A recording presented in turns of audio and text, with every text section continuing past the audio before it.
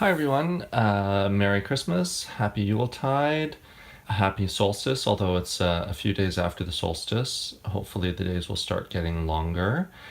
It's been a little while since I made a video, but I wanted to make this quick one for Christmas, for the Christmas season.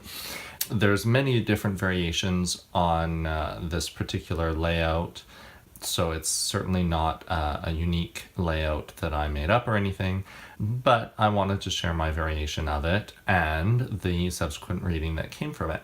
So it's a Christmas tree layout. I'm not sure if you can see the top card very well. Don't worry, when I turn it over, I will. But the cards are laid out. It's 12 cards in total, and they're laid out beginning with the top of the tree. So 1, 2, 3, 4, 5, 6, 7, 8, 9, 10, and then the base of the tree, and then to finish is the tree topper, the star on the top of the tree. Of course, you can play around with that order and all of that stuff, but that's the order that I laid them out in, because I tend to work with elemental placings as well as the elements of the actual cards. And since this is the basis of it is a 4-layer tree, I decided to work with 4 elements on the 4 tiers as well. So the top of the tree, the first tier is the air element. Second tier is fire. Third tier is water. Fourth tier is earth. And then the base of the tree and the star we'll look at a little bit separately. So one of the things and one of the reasons why I wanted to share this spread with you, my variation on it, is because I do work with a lot of elemental placings for cards, but of course using all the cards, the elements, you won't always get an air card in an air position. You'll often get, you have a 75% chance of getting any other element in an air position. So it requires a little bit of still looking at, even if it's not an element that belongs to that position, how do you look at, for instance, an earth card in a fire position? What does that earth card have to do with actions, efforts, and the other aspects of the fire element? So I like it because it gives a lot of nuance to all of the 4 elements, but at the same time it can be a little bit challenging sometimes because they're not quite as we expect. So for example, the first card in the top of the tree was the devil. So it's kind of suiting. It's funny that it's under the star. If you go back to my video on the devil card is also representative of Venus and the star, the morning star. So it's the star that rises just before the dawn, just before daylight.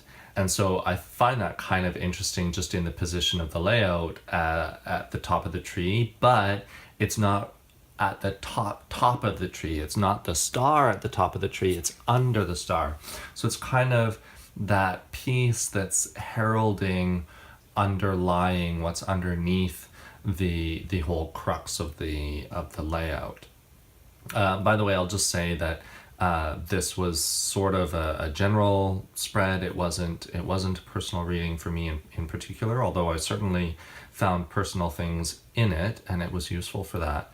But the intention was more to be kind of a general snapshot holiday reading for everyone, anyone, maybe not everyone, but anyone who wants to take something from it. There are aspects of it that are looking back, reflective, year in review type things, and then there are aspects of it that are projective, what's to come, year ahead. But for the most part, it's more snapshot kind of what's going on now. In that sense of looking back and looking forward, I would tend to look at the left side of the tree, the line that runs down on the left side, to be the past, so the year that has passed, and then the line running down the right side of the tree being the year that is to come. And then in the middle, both the topper and then kind of whatever's in common with the next two cards, the center card there, and then whatever's in common with these two cards, and even the very bottom and the top, are kind of what's going on now, what's current, what is the transition between that reflective past, that year in review, what moves us, what are the things that take us through that year in review into the next year to come. So, but getting back to the air position, a card in the air position, the devil being in the air position, this is of course the mental realm, the thought realm, the intention realm. Intention is kind of on the border between air and fire, I suppose, because intention tends to be set just before action is taken, but it's still, in my mind, in the mental realm, in the thought realm. And sometimes we actually have intentions that we're not necessarily fully aware of. So we'll take action without knowing what our intention is. There is an intention behind it. There's always an intention behind an action. I can't really say never act without intention, because there's always an exception to any absolute. But I would say that in general, there's always an intention behind an action. We just don't always know consciously what that intention is, what we expect to get out of something, or what we expect to achieve out of a certain action.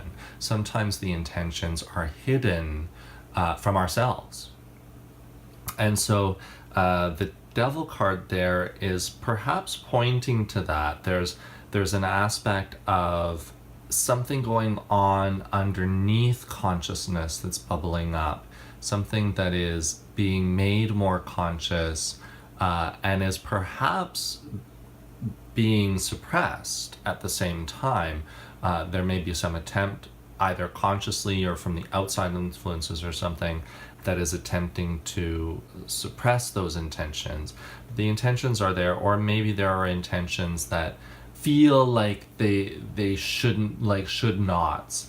Sometimes we do things in our conscious world and we go, well, I don't want to have that intention. That's not a desirable intention that I want to have, but that's actually what I have. And so sometimes we have to struggle with that, with what do I want out of this, and what is our moral background or justification of that thing. Sometimes we're told, oh, you shouldn't want this, or you shouldn't want that, or you shouldn't expect this or desire that, whatever. Sometimes, yes, there's some value to be had in taking that outside, really kind of moral, whether it's from a religious perspective, it really comes down to a moral view. Really, it's more that we should look underneath that and go, well, if someone's saying I shouldn't do this, or if internally, really when we have an internal voice that says you shouldn't do this or you should do that, or the shoulds, whether it's an interior voice or an exterior voice, that's almost always a conditioned response. It's rarely a true, at the core of our being response. The core of our being is really not a shoulder. It's the conditioning that's layered on top of us that creates the shoulds.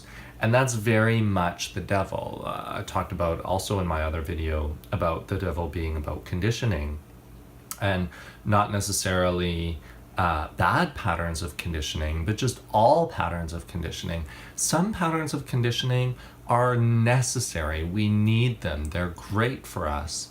Other patterns are very hindering. I mean, all patterns are kind of restrictive in some way, but sometimes those restrictions are useful. Sometimes we need restrictions.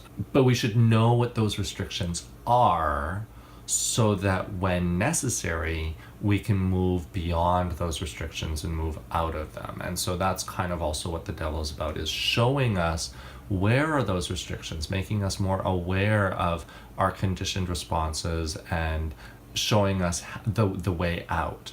So this is kind of showing that maybe over the past year and even into the year to come, we're being forced to look at our patterns, our social patterns, our ideals about society, ourselves, governance, religion, all of those things.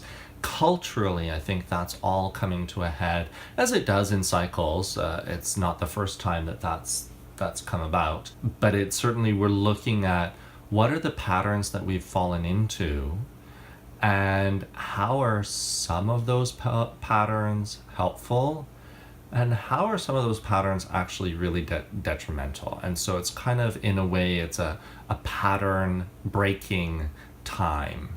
And that's very much the devil. Another aspect of the devil, negative aspect, not necessarily negative, but I interpret it as negative, that's typical of any deck with the devil, is that of addiction. I see addiction as being a little bit broader. Sometimes when we hear addiction, we automatically jump to drug, alcohol, sex. Those are the typical addictions. But most of us have an addiction. Even if we're not addicted to drugs, alcohol, or sex, there are many things, many patterns that we have that are addictive in nature. Addicted to music, addicted to working out, addicted to certain types of food, addicted to certain types of behavior, addicted to certain forms of entertainment or media, addicted to shopping. Those are all addictions. Some addictions can be healthier than others, in the sense that if you're addicted to having green juice every morning, that we usually wouldn't classify as an addiction, because it's a healthy lifestyle pattern that we've embraced, and very little harm, if any, comes from that. So addictions are not necessarily bad, although that's the spin that we usually use the word addiction in a negative way. But maybe step out of it, start thinking of it less as addiction and more as pattern. What's the pattern involved here? And is that a helpful pattern or an unhelpful pattern? And some patterns that at certain times are helpful become unhelpful at other times, and vice versa. So that's kind of I think the overall theme of certainly the past year. Socially, culturally, we've been looking at those things. What are our cultural patterns? What are the things that we've always done? That's kind of the excuse whenever change comes about. The excuse is always, well, we've always done it this way, so why change? Well, just because we've always done it a certain way doesn't mean it's good for us. Doesn't mean it's healthy. Doesn't mean that it's moving us forward. And on personal levels with certain patterns, we can easily recognize that. But there are certain more deeply entrenched patterns that we hold personally and that we hold socially and culturally that are less easily unraveled and dismantled, because there's so much invested in those patterns, even when they're so clearly unhelpful, just not good. So there requires a little bit of destruction of that, and that of course is where the tower comes in. But that's an aspect of the devil too. Moving on, so this is at the conscious level. So this devil stuff is at the forefront of our consciousness. It's kind of the primary place that we're putting our attention, our consciousness, our thinking about currently, in the past year, and very likely in the year to come. This is kind of the primary issue at the forefront of our minds. So then we move to, what about the action? Where do we act on that? So the fire layer.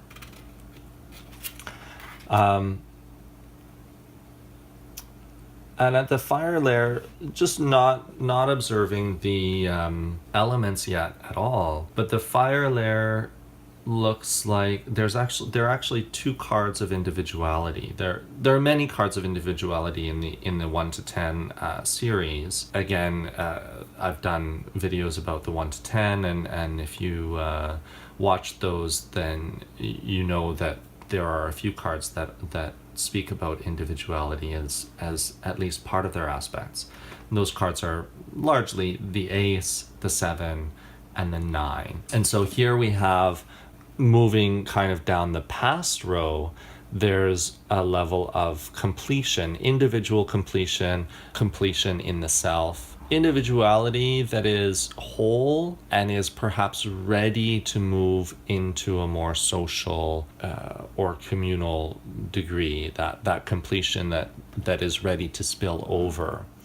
But then we have right beside it the ace, which kind of skips that 10, that spilling over into more communal completion, and resets the system, the process back to start, back to ace. So that's kind of interesting. There's also a sense that looking at the elements now, that whatever efforts were done in the past year or so, those efforts were towards building resources, building foundations, building the tangible day-to-day things.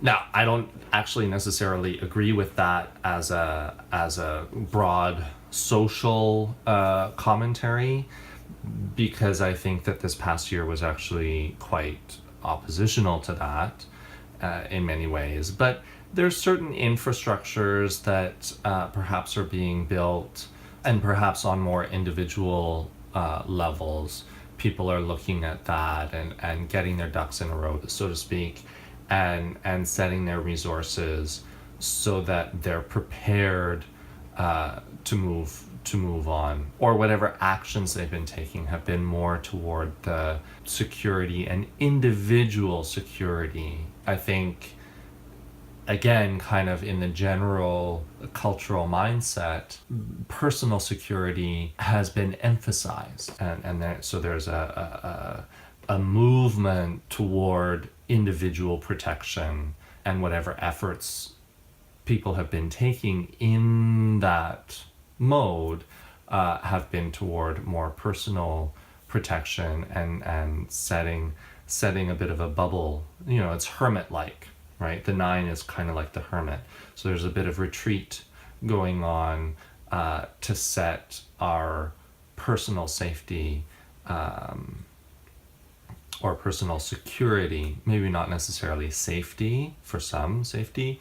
For others, it's more security in other ways, such as financial, or such as in their homes, establishing a strong root at home, stuff like that. And again, this is another layer of how I read with the Orbifold, is also combining the elements. So another reason why I like this reading is it establishes several layers of what I tend to do with the elements. So before we move on to the other two elements, the earth and water, it's interesting because we've done the air layer and we've done the fire layer.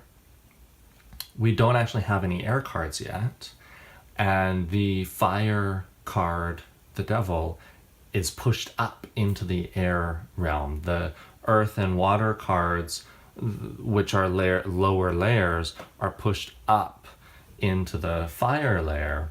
So there's also in that sense, there's perhaps a sense of movement upward or forward in the development, from idea through action, through commitment to execution, realization. So that is already being pushed through. That actually wasn't what I was about to say about an aspect that I like about the reading, but some of you know that I like to combine the elements to find out what the major is. It's my composite major method. So I look at what are the elements, and then what is the major that corresponds to those elements. So at this layer, just at the fire layer, we have water and earth. And those two elements combine either into the star or into the hermit. And so here the reader has a choice whether they want to take the aspects of the hermit into the reading or the aspects of the star into the reading. Sometimes both. I think of them as, in some ways, two directions of the same concept. But here I would move more toward a hermit. I would lean more toward the hermit because of the 9 here. So we've already got a 9.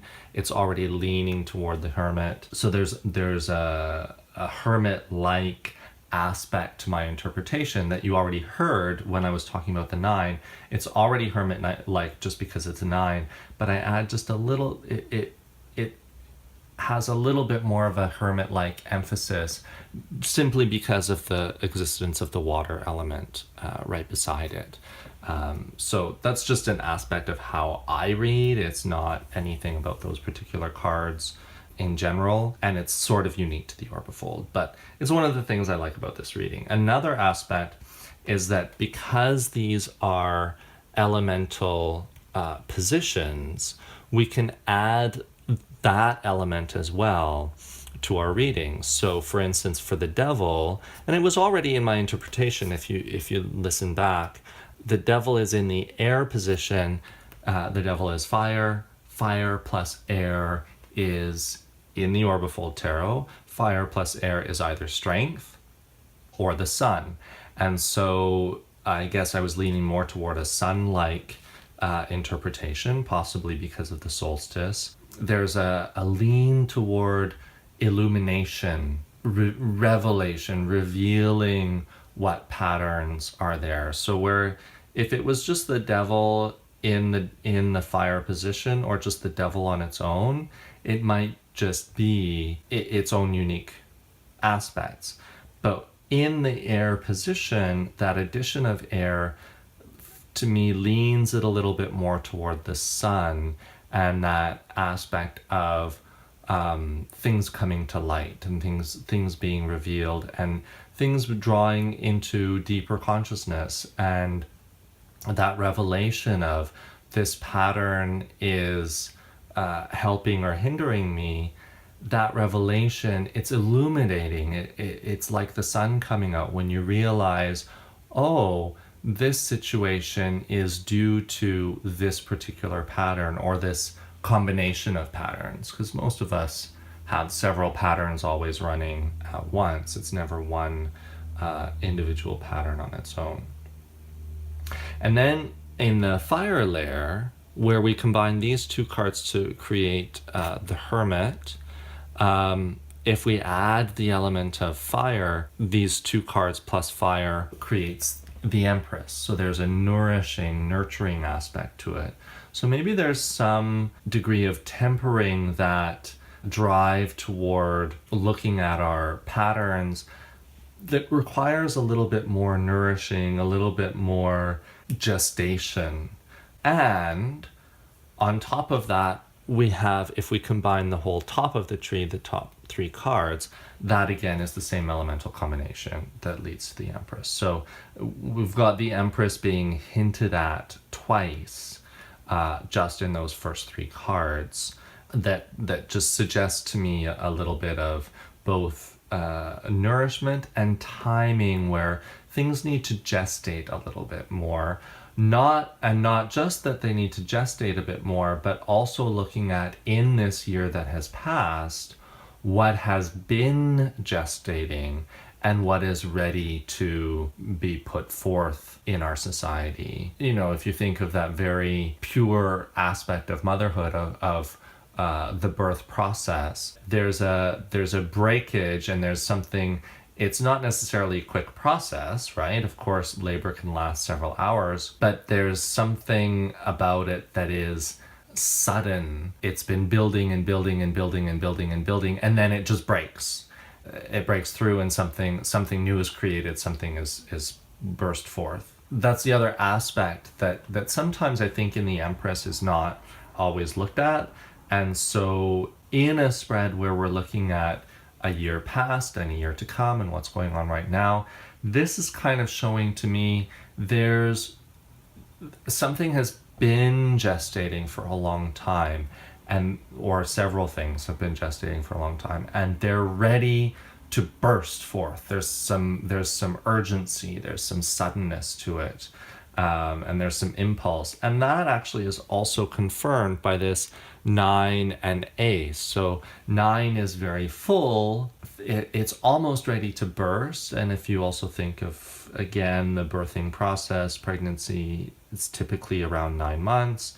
And then ace, fresh beginning, a fresh new being is put forth. So there's this idea of, in the time leading up to now, we've got building, building, building, building, building, and then it breaks into this singular new aspect coming forward. The thing that was building was more on the stability and security side. The thing that is just burst forth or is about to is more on the emotional side, or possibly intuitive, possibly more the spiritual aspects of water. But I think it's more going to be emotional. And then if we combine the idea of emotion, water, with fire, our efforts are going to be very driven emotionally in the next year. Efforts are not always driven emotionally. There's always an emotional aspect to different things, to greater or lesser degree. But I think that the actions that are taken over the next little while, the next year or so, are largely going to be driven by an emotional need to express, an emotional need to connect with people, and an emotional need for what's right for people, and recognizing similarities between people and equality. And that's really an emotionally tied thing. I think when we get to our real kind of emotional core and see that oppression is unfair, it is wrong, the chance for equality is greater. Although I guess people get passionate about their beliefs in other ways, but our actions will be driven by that emotional standpoint, rather than from an intellectual one, or from a physical one, or a feeling of security. It's more a sense that there's security. Now what about the emotions? So that's that row. Let's move to the next row. This is potentially a very long reading, just because there's so many permutations. So we have this is very interesting, because now we haven't really had any cards that are in their element yet. In the air row, we had a fire card. In the fire row, we had earth and water. In the water row now, we have earth and fire. So we're getting kind of a pattern of the same elements, no air, but we're also getting a pattern of all elements not being exactly in their home, which is kind of interesting. It's some people might interpret that as everything being in chaos and out of order. I don't necessarily see that, because again, I see each of the elements as being a little bit more nuanced, and there being much more interactivity between the elements than sometimes it's easy to kind of compartmentalize, and in terms of understanding, not see those nuances. But I see the nuances and the interconnectivity between different elements and layers of the being. And so this is not so upsetting to me in the sense that nothing's in its place. But it is very interesting that pattern of earth and fire and some water appears so far to be recurring. So we might want to pay attention to that moving forward. So again, kind of going down the past line, Knight of Earth is someone who takes a lot of action, is very active, and puts forth a lot of effort, but is putting forth effort toward practicality. This is not a person who puts their efforts toward flights of fancy or the latest whim. They're not someone who acts purely on emotion or purely on passion. It's a person who acts on practicality, stability, security, the bottom line. But that's also in the water layer. So that adds that little bit of nuance where there's a tendency, yes, although the bottom line and the practical aspects are the primary impulse for the actions being taken in the last year, there's also an emotional element that is underlying that. So again, that can be seen in the last year in a lot of what's gone on for me personally, but also kind of I think what's been going on more geopolitically, where people are not only concerned about brass tacks, they're also acting from a very emotional place, for good or bad, right? It's yet to be seen, I suppose. But there is a lot of kind of people are in the last year are wearing their emotions on their sleeve, and they're easily affected emotionally by events, and understandably so. There's certainly been many events in the last year that if they didn't affect you emotionally, that may be actually a problem. And yet again, we still have that combination. If we get that combination in this card alone, in this row, we have fire and earth and water. So there's an aspect of it that requires, maybe doesn't have already in it, the nourishment and the care and creativity that the Empress represents. There's perhaps a hint at the necessity for that. So I find that very interesting. And then right in the middle, this is really cool. And I'll turn over this one too. So right in the middle we have, and it's not just the middle of this row, it's really the middle of the whole reading as the universe. So I kind of interpret that again as kind of a global impact for the whole reading, for the whole, not this particular reading necessarily, that this reading is going to have enough impact on the world, but that it's reflecting many of us are concerned not just about ourselves here, where our action was, but our emotional state, our emotional interest is in the entire world, or the interconnectivity of different things, as I was saying, the interconnectivity of the elements.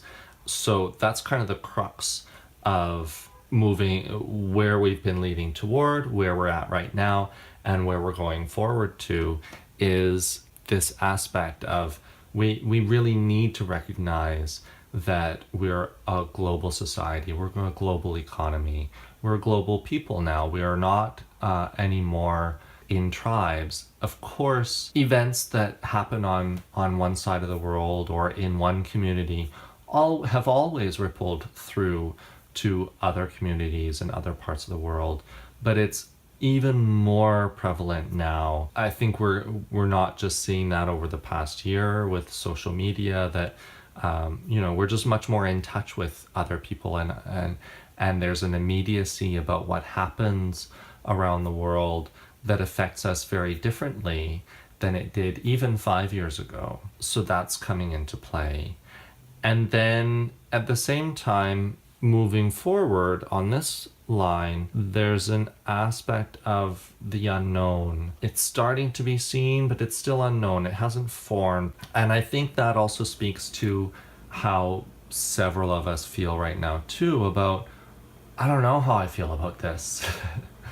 I feel something, but I don't know what that is. So there's an element of that. But in that unknowing, there's great potential too. There's a potential to create great things. There's a potential also for a change, a great change. But again, that speaks to that whole idea of swelling and build up, build up, build up, and bursting into something brand new. So there's, again, here and here, there's that building, building, building, and then bursting into something new on this side. Probably could say a little bit more about that in the water aspect, but I won't for now. I kind of want to look at the rest of the earth row. So, and again, we get this pattern here of earth, fire, and water. Now the fire is showing up a little bit more. And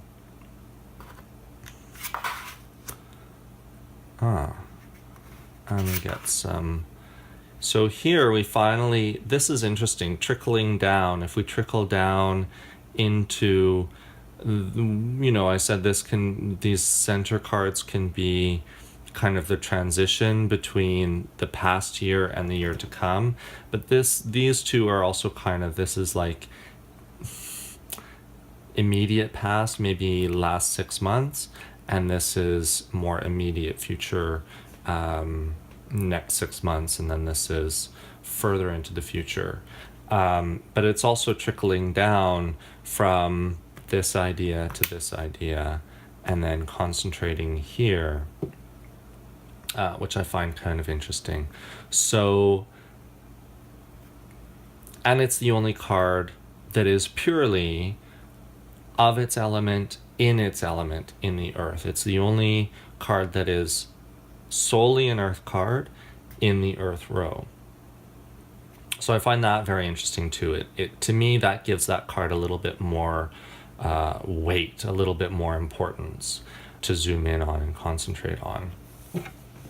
And so perhaps there will be elements where some injustices, some places that have been very unfair and or have seemed very unfair for a long time, finally actually move into fairness, that see justice. So we could see a kind of an equalization of things where not only are patterns brought to light up here, but from those patterns that are brought to light, that there's a resultant fairness, an equalizing that occurs as a result. Again, kind of in keeping with this idea of equality being, and the movement toward equality, the impulse, the actions that are taken toward equality actually need to be driven from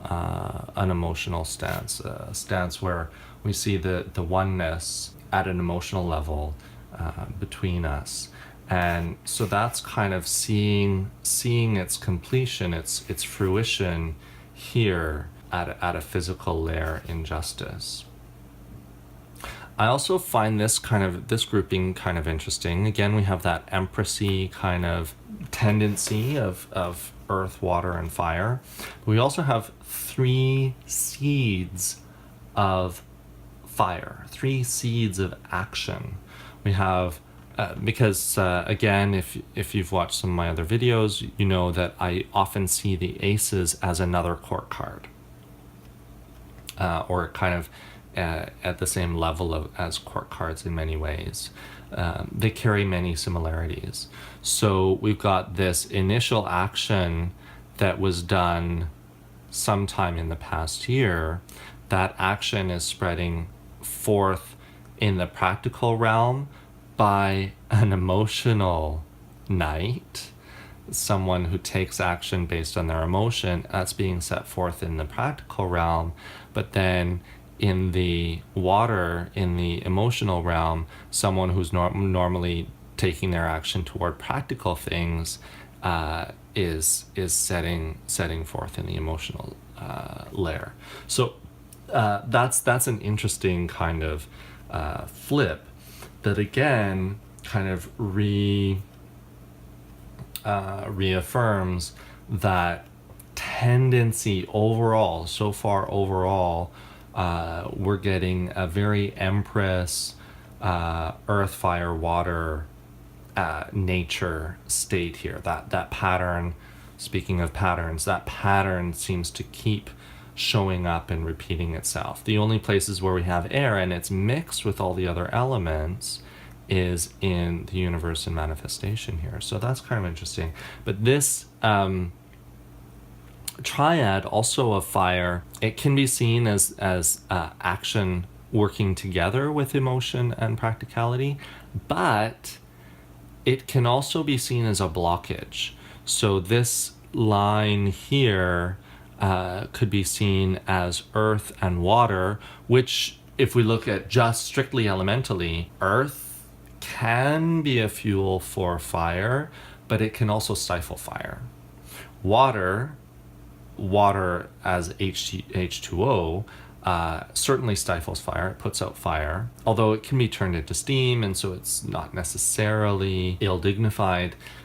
But when we have this kind of line of earth and water on top of fire, that could represent a blockage of action, some stoppage of action, and stoppage of movement forward. And movement forward, again, isn't always good or always bad. So maybe that was a helpful blockage, maybe it was an unhelpful blockage. You can kind of, in terms of the events of the last year, you can kind of interpret that for yourself, whether it was helpful or unhelpful.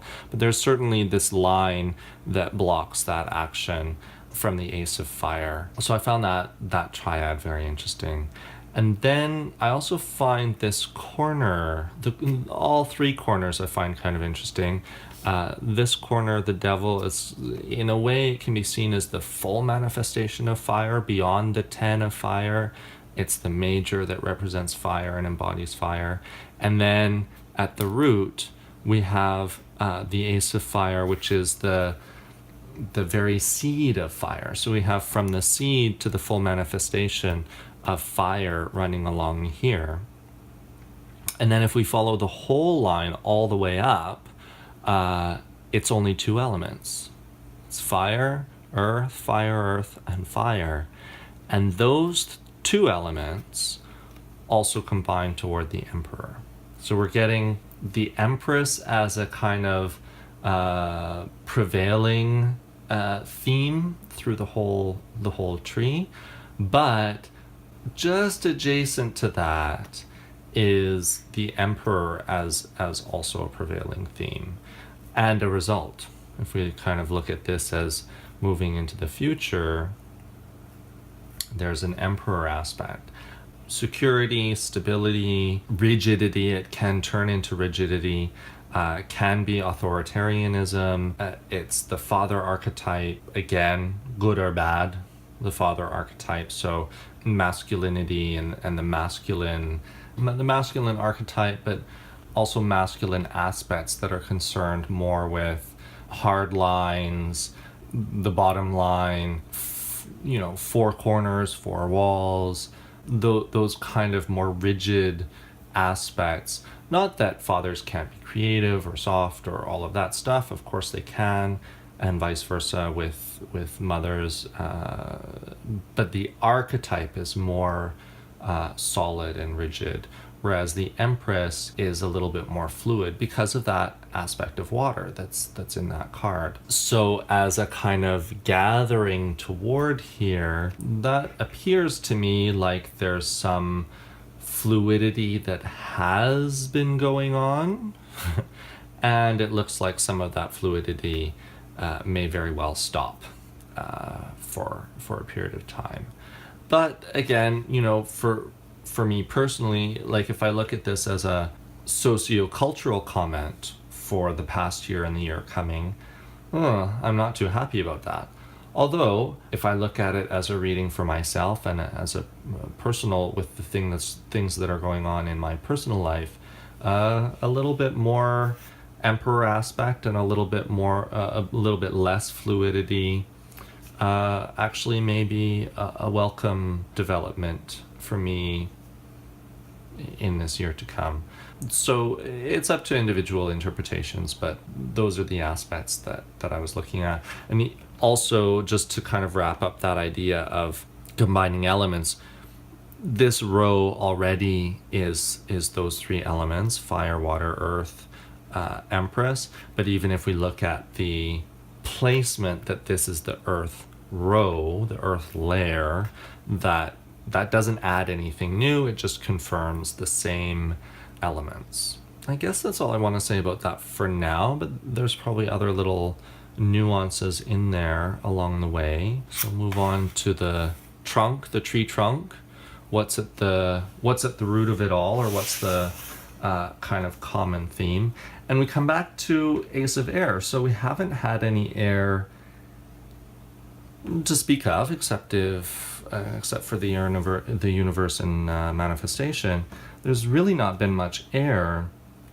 So perhaps at the bottom, at the root of it, is almost a desire to get back to the initial intention for things. Here I talked about intention as a combination of fire and air. Here maybe there's a requirement and desire to look at what was the original idea again? What was the original impulse to do this again? So sometimes we get so involved, even again, just on a personal note for this spread, sometimes we get so involved in certain projects or certain events that we lose sight of what was the original point of this? What was the original intent?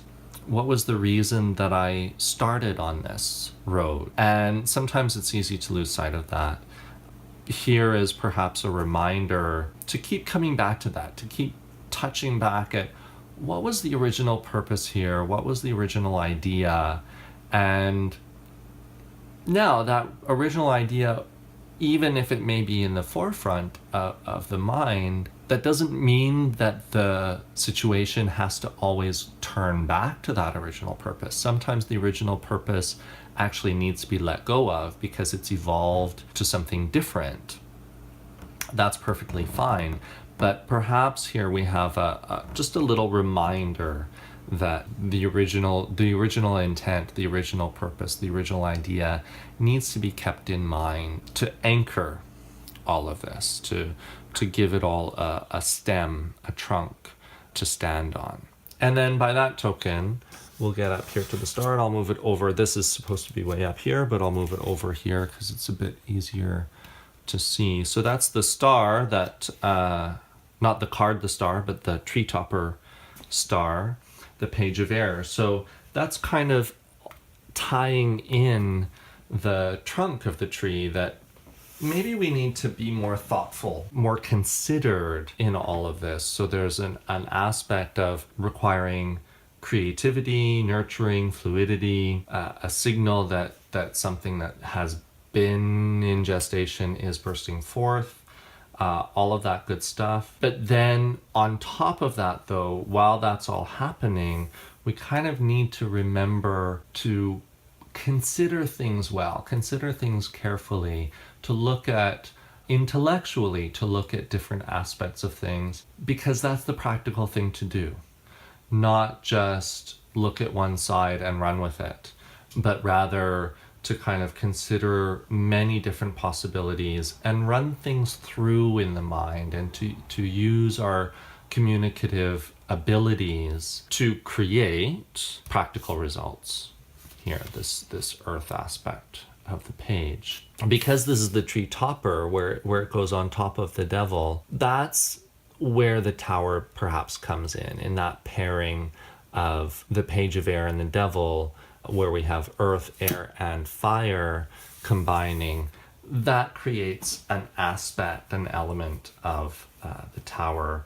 So some of that, as we consider our words and consider our situations in the page, and as we observe our patterns, our reactive patterns in particular, that kind of rising star of Venus is leading toward perhaps some tower events, some tower moments that kind of oversee the entire situation. Certainly there have been many tower moments over the past year which oversee this side. It seems to me that there are likely to be several tower moments to come.